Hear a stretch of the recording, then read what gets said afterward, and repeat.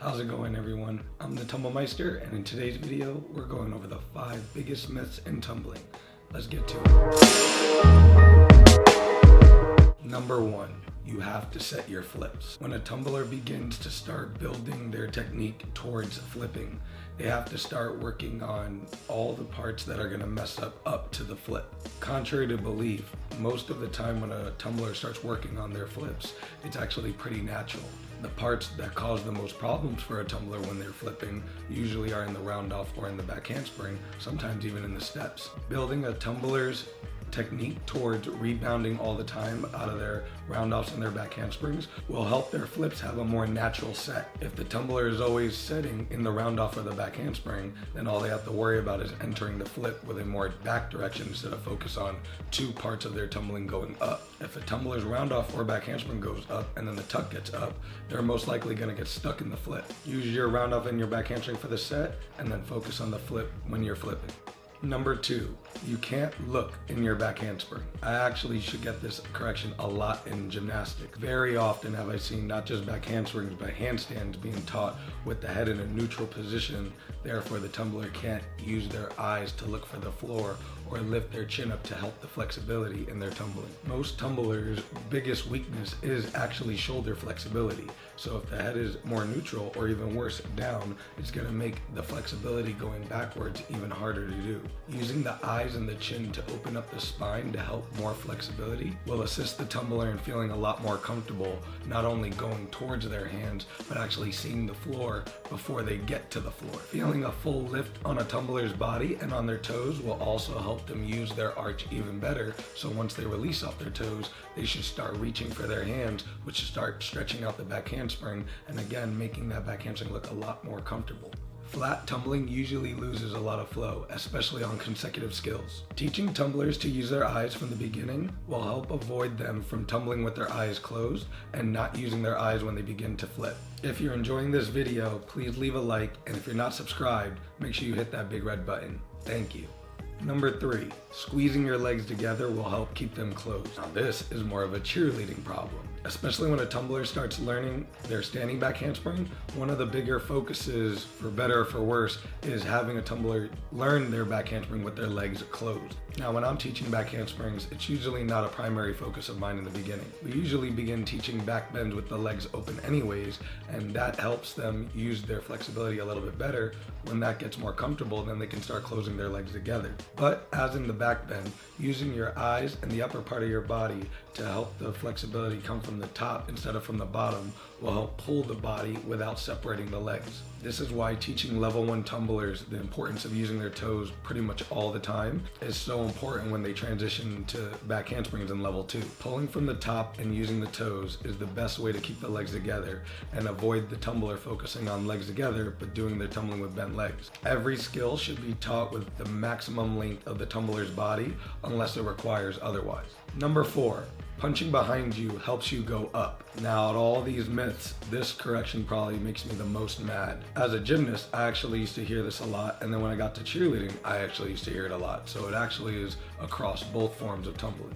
If you make a tumbler learn how to punch behind them, the only place they're going to end up going is forward. What this actually does to tumblers is it makes them resist their flip.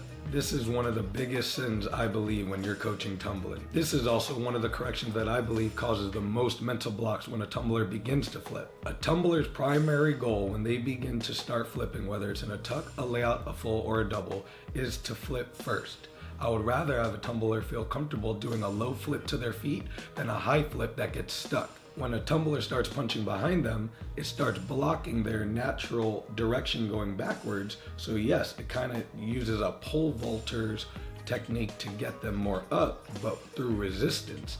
And you want a tumbler to feel their body flowing up, not trying to fight to get there, because if they're fighting to go up, then they're not really focusing on going back to assist the flip. This, along with the myth number 1 of setting in your flip instead of in the beginning parts of your tumbling, are the 2 biggest reasons why flips have such a misunderstanding in terms of how they're taught. If a tumbler is taught to rebound in the beginning tumbling tricks like a round off or a back handspring, and they're punching underneath them, learning how to pull up and just allow their tumbling to flow backwards naturally, not that much, but a little bit, then when they begin to flip, they're gonna start taking their flip back from where their natural rebound is. You can make a flip that's going back more up because the flip is comfortable, so you're just gonna add the height to the flip. But to add more back or distance out of a straight up tuck is actually gonna make it fall, because if you're doing everything to get the tumbler to its highest point, then anything farther back is gonna be lower than that and feel like they're falling.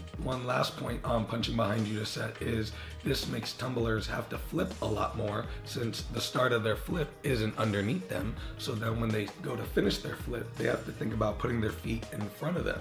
One of the corrections that I give to a lot of my tumblers is don't put your feet to 6 o'clock. You want to try to put your feet underneath you and allow your body to go behind it. If you start ripping your feet through in front of you, this causes now tumblers to over-rotate, and very dangerous falls like over-rotating to the back or to the top of the head is a lot more likely. Teaching tumblers to understand their lines and the parts of their body that they want to use to assist in flipping and in other skills is so important, so that you can avoid these problems. Number 5, tumbling short is bad. Now, if you're talking about a tumbler's body being short, yes, then tumbling short is bad. In terms of the distance covered of a tumbler's skills, it doesn't really affect the tumbler's technique. In the beginning stages of tumbling, you're using that distance to help a tumbler understand how to tumble along. But once the tumbler starts getting to elite level skills and starts surpassing skills after doubles and starts putting these skills together with the purpose to throw harder passes, distance becomes a lot harder to use. It's easy to make your tumbling long when you're doing a 2 or 4 step round back hamstring tuck. It's a lot harder when a tumbler has to go whip full 1.5 front tuck to round off whip full double. The height of a tumbler usually matters too. Obviously, taller tumblers are going to take up more distance naturally, so making them tumble extra long isn't going to help them. Shorter tumblers obviously benefit from this, but still, now they want to actually focus on using a little bit more lane, since they do have a lot more distance that they can actually use on the floor or on the other areas that they're tumbling in. I like to tell my tumblers that I want every action to be an inch away from the last action. This way, their primary focus is to go up, but they still have the focus of keeping their tumbling going in the direction that it should be going. Keeping that body and the technique flowing in that same direction will help make the tumbler comfortable, and again, assist them in throwing a lot harder skills and passes. Thank you all for watching, everyone. I hope you all learned something.